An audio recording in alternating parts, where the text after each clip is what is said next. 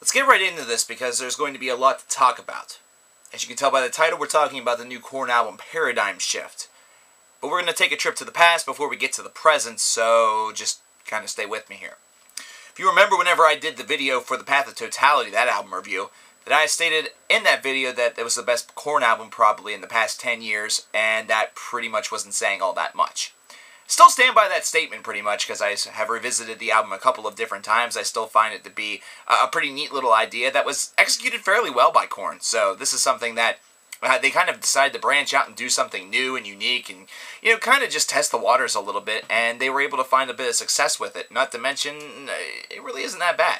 There's a couple tracks on there that can be mildly annoying or just downright irritating, but there's other work on there that has a nice vibe to it and has a nice edge. It has a nice new feeling to nu metal, which is definitely a genre that, after being around already now for about 15 years, needed a little bit of reimagining in order for it to really maintain any sort of commercial viability, because we all know that Limp Bizkit isn't going to change any, as was proven by Gold Cobra and their subsequent signing to Young Money Records.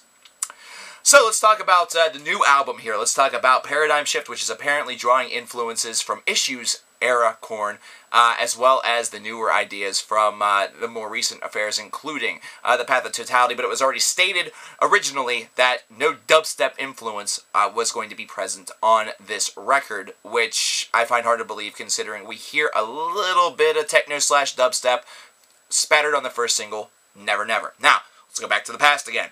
I know, this is a really weird narrative. If we remember the original Korn band review that I've ever done, the one that is going to get a drastic update, hopefully within the next couple of months, we remember that it was around the era of Issues. It was around that album, which I found to be kind of halfway good and halfway just kind of cruddy. That was kind of the turning point for me in this band. It went from being that nice, awesome bit of Korn with some butter sauce and some salt to degrading down into a corrosive form of cream corn that's served at, you know, retirement and nursing homes. So that was kind of the fall of Korn, the fall of Rome, the fall of everything. The fall of the taste of the great corn vegetable. Well, so if that is your influence, if that's the influence that they're going with, Issues and the newer age stuff, then that means that this could be kind of the best and worst of both worlds. I don't know. It's kind of weird. It's kind of something that you have to examine yourself in order to see if that's something that's going to be pleasing to you. Now, the result on this album is 11 tracks, 42 minutes roughly in length, with a couple of bonus tracks depending on your edition.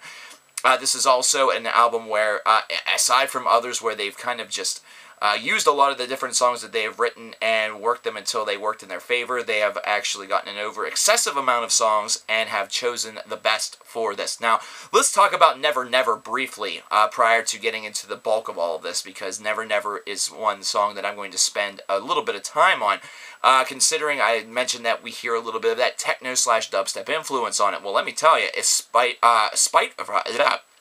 of that, this is a song that ends up actually being a really nice update to the nu metal sound, because a catchy hook and chorus like this is something that you might hear more so on a record from Linkin Park or something like that.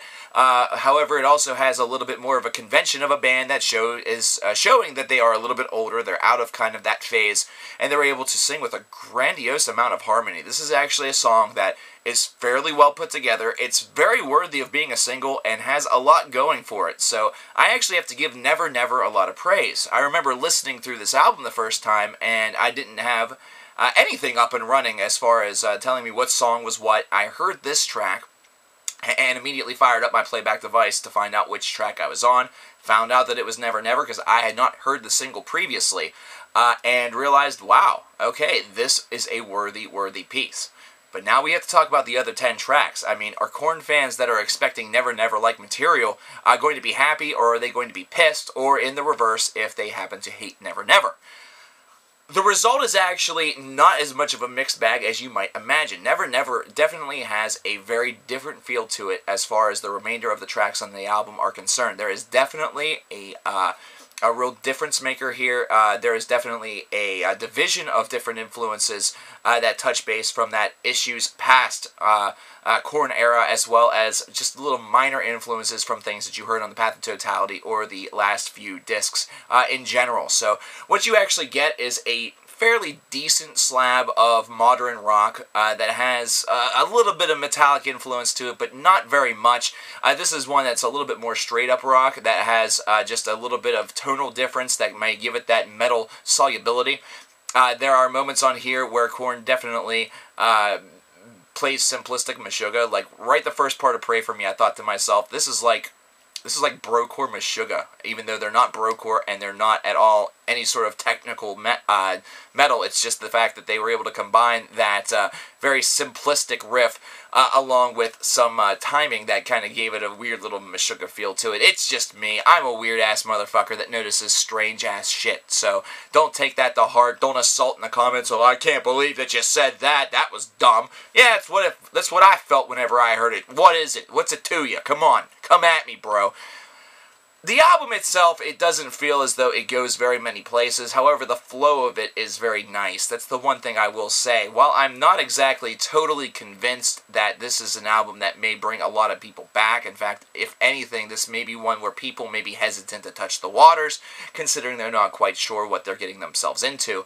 It still has a nice flow to it and still is able to embark on a journey that the band is able to make very real. Really, the third of the album, the portion after Never Never with Punishment Time, Lullaby for a Sadist, and Victimized, really has more of that classic Korn feel from the Issues era, as it's able to blend a little bit of that Path of Totality style influence with that very kind of dissonant and disharmonic Korn sound that they really became very well known for and well beloved for in the latter part of the 90s and the first part of the 2000s. So it's almost like a tale of two albums here, where we have this subsection right here that's going to be very pleasing for the older fans, and that influence from the Issues era really exposes itself very much so. And then there are other tracks such as Never Never and a few others that really showcase more of that newer sound. So in reality, Korn didn't lie to us. There is definitely a combination, a combined effort between those two ideas that have come together on this disc in order to create Paradigm Shift, which really is an adequate title for this album. It really shows this is the old, this is the new, this is blending them together. Overall, this album, I feel, is going to make a lot of Korn fans very happy. For myself, personally, I felt that I needed a little bit more in order to really be sold on the idea, a little bit more of something that was going to be taken from it. I didn't take a lot from the album, but what I did take from it is that this is definitely a lot more worthy of an album, at least in my eyes, than some of the 2000s material where I felt that the band kind of got stale and went nowhere. This, at least, once again, like the Path of Totality, has a little bit of a fresh edge to it and a little strange idea to it. Now, of course, because of the Path of Totality, this is not something that we have never heard before. We've heard twinges of this already. However, this is one where the combination is now kind of the focal point, and my question really is, where do they go from here? If they continue with this sound, it's going to become, or it has the potential to become stale, unless their songwriting improves any within the next studio sessions, or basically, where's the next place that they can go with this experimentation? Because you're pretty much going after all avenues of doing just one album with one influence, and now one album with the combined influence of the old and the new. Now where can you go? Really, there's a lot of possibilities, but how many possibilities will they be willing to really imagine, reimagine, and attempt? I'd probably give this album a 7 to 7.5 out of 10. Overall, not bad, but like I said, I'm not completely and totally sold on it. Of course, that may change. However, this is, for right now, a Korn album that I think a lot of fans will be pretty receptive to. What do you guys think? Did you guys listen to it? Do you think that Korn just sucks butt ever since they've decided to experiment, or do you think that this is a nice direction for them to be in?